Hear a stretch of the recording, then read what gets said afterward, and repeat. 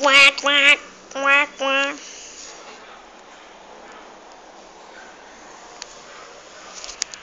Voltou. Olá pessoal, eu sou a Thalita e eu faço artesanato, ou melhor, eu imito as pessoas. Hoje eu estou aqui para imitar a Maria Gabriela e um cisne. Quá, quá, quá, quá, quá, quá. E boa, vocês já viram que o nome não apareceu na tela, né? Porque a gente não tem aqui. Mas a gente vamos ter. Nossa, daqui a uns 2 meses, tudo mais, assim, vai escrever sem sentido de trollagem. Bom, é pra vocês curtirem a nossa página, sabe?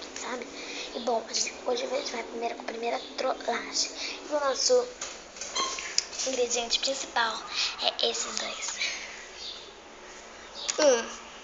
Um negocinho de um spray de água e um olhinho de cabelo para passar. Quando passa a chapinha, esse pincinho com o meu cabelo. Vocês gostaram dele, né? Ele é bem liso e bem estifado. Bem liso e bem espatifado. Veja o estado atrás dele.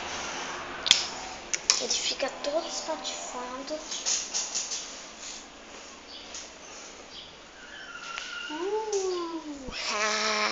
Vocês gostaram?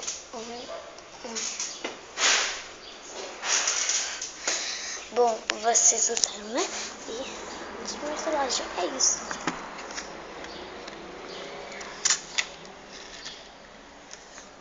Obrigada, tchau. Até o próximo sem sentido T. Sem sentido e trollagem.